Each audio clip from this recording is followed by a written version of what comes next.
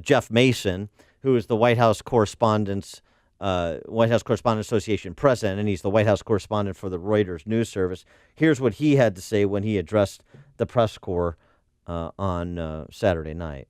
We cannot ignore the rhetoric that has been employed by the president about who we are and what we do.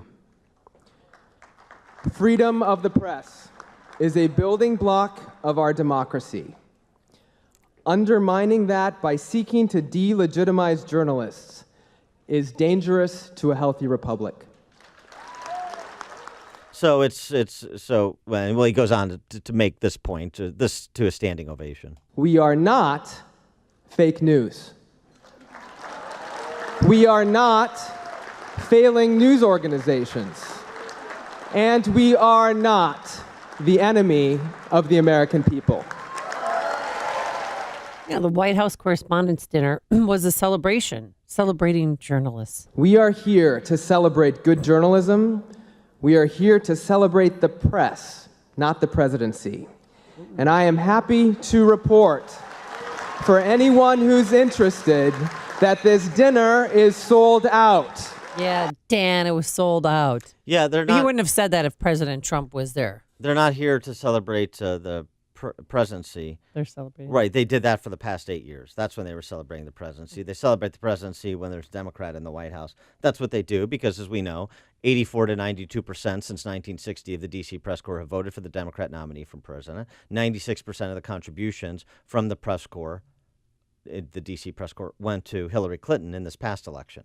Okay, so let's just kind of lay the cards out with respect to all these objective scriveners that were assembled on Saturday night in D.C. It's silly. By the way, some of the news organizations are failing. I mean, just based on the numbers. Number one, in response to Mr. Mason. Number two, it's interesting about fake news. So the left can use that opprobrium to direct at people like me when I start community news outlets. That's what Eric Zorn, liberal, Chicago press corps denizen, said about my newspapers and others too on the left. But if I'm trying to still get over opprobrium. Isn't that a gym, a workout gym? It is, yeah. You should. Where you do the bar chisel at the probrium. They've got great bar classes. You might want to check that out. But it's, Trump to go after CNN is fake news, MSNBC is fake news. That's a bridge too far. Look, I don't like the fake news argument. I think it's cheap. I think it's intellectually dishonest. It's not fake news. It's what Holman Jenkins writes about. It's not substantive. It's sob stories. It's sentimentality rather than costs and benefits of different policy choices. There are trade-offs in this life. That's how life works. There's opportunity cost to be paid by pursuing one path at the exclusion of the other. And now we need to have a sober conversation about those choices and those opportunity costs in the context of the challenges we face, most of which are self-inflicted. That's what he's talking about, and that's what the D.C. press corps doesn't do. It's all sob stories. It's all pulling of heartstrings, and that turns out to be a real problem for informing the public. The job that the Fourth Estate at these dinners says it takes so seriously, but it doesn't evince seriousness with the actual work product they produce. And, oh, by the way, that's why they're being marginalized by outlets that haven't been around for nearly as long as, say, the Gray Lady. That's what's actually happening that they don't want to comp to. And then this whole thing like Trump is undermining the press. The press is undermining the press. You can agree or disagree with Trump's invective towards the D.C. press corps, and I disagree with some of it. But, I mean, Trump isn't the problem. The press wasn't trusted before Donald Trump, and now they're trusted less, in part because they were so wrong. Well, they do feel snubbed because this is the first president since 1981, Ronald Reagan, 36 years ago, who didn't attend the White House Correspondents' Dinner. And that's because Ronald Reagan had been shot, but he was at Camp David and he did call into the White House Correspondents' Dinner. But they feel, slighted. And no celebrities were there. This was not a big deal. People that Paula Ferris normally goes, all those ladies from The View, they stayed home.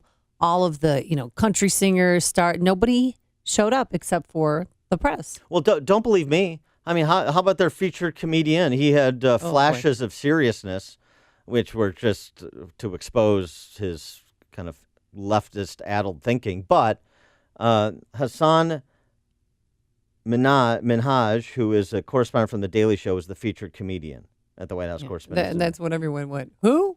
Right. Yeah. Who's that guy? And by the way, he wasn't funny. Well, but he was self-effacing on that score. Who is this guy? No one wanted to do this, so of course it lands in the hands of an immigrant. It's how it always goes down. No one wanted this gig. No one. Don Rickles died just so you wouldn't ask him to do this gig. All right.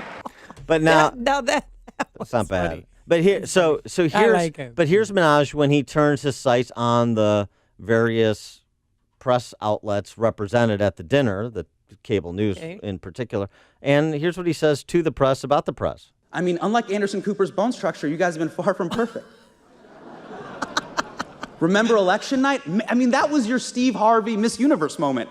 The look on your faces at 11 p.m. on election night, it was like walking into a Panera Bread and finding out your 6th grade teacher has a part-time job there. I was like, what? Mr. Leddington? I guess you don't have all the answers. It was pretty good. I mean, so he had his moments. Let's give him his due. On MSNBC. I had a lot more MSNBC jokes, but I don't want to just ramble on. Otherwise, I might get a show on MSNBC.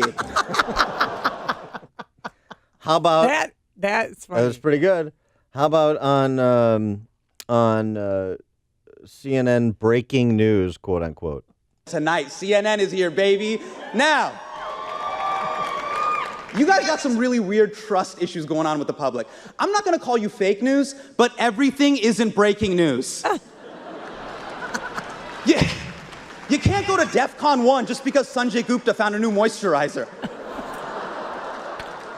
On your girlfriend, Don Lemon? Don, every time I watch your show, it feels like I'm watching a reality TV show. CNN Tonight should just be called, wait a second, now hold on, stop yelling at each other with Don Lemon. And on Wolf Blitzer. Just take an hour, figure out what you want to say, then go on the air. It's so But good. whenever I turn you guys on, it feels like a little kid just ran into the room and is trying to tell you a story. It's just like, there's a wall. It's a 1.4 billion. 1.4 billion. Paul Ryan. Breathe. Take a minute. Drink some milk. Then tell us the story, Wolf. He nailed that. I've said that from day one. He's always nervous. He's jumpy and Right. It's breathlessly reporting pedestrian events. Exactly. Yeah. That aren't breaking, was good. by the way.